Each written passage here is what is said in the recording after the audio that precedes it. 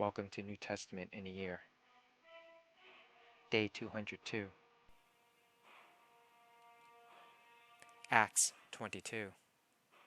Brothers and fathers, listen now to my defense.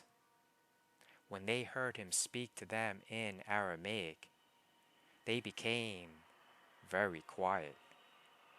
Then Paul said, I am a Jew, born in Tarsus of Cilicia, but brought up in this city. I studied under Gamaliel and was thoroughly trained in the law of our ancestors. I was just as zealous for God as any of you are today. I persecuted the followers of this way to their death, arresting both men and women and throwing them into prison, as the high priest and all the council can themselves testify. I even obtained letters from them to their associates in Damascus, and went there to bring these people as prisoners to Jerusalem to be punished. About noon, as I came near Damascus, suddenly a bright light from heaven flashed around me. I fell to the ground and heard a voice say to me, Saul, Saul, why do you persecute me? Who are you, Lord? I asked.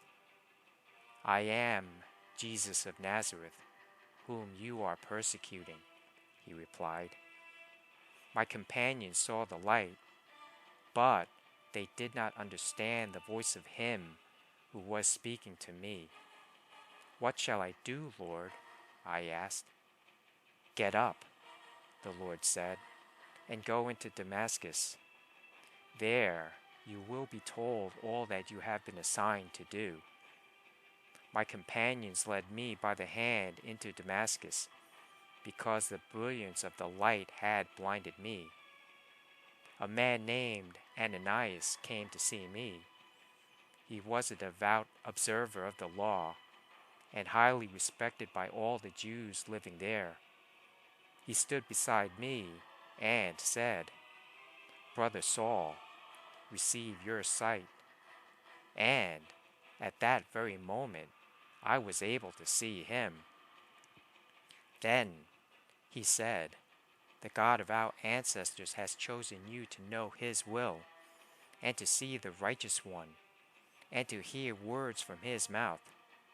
You will be his witness to all people of what you have seen and heard.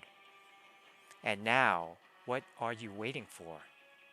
Get up, be baptized, and wash your sins away, calling on his name. When I returned to Jerusalem and was praying at the temple, I fell into a trance and saw the Lord speaking to me.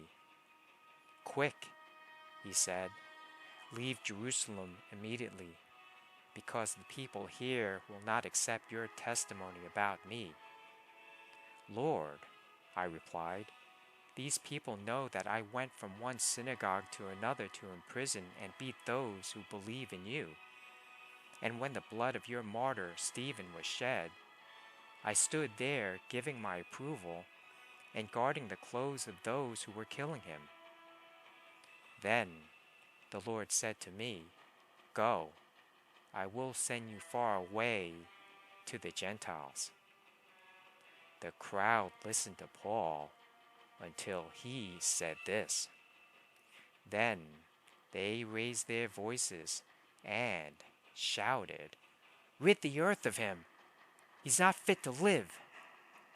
As they were shouting and throwing off their cloaks and flinging dust into the air, the commander ordered that Paul be taken into the barracks. He directed that he be flogged and interrogated in order to find out why the people were shouting at him like this. As they stretched him out to flog him, Paul said to the centurion standing there, Is it legal for you to flog a Roman citizen who hasn't even been found guilty?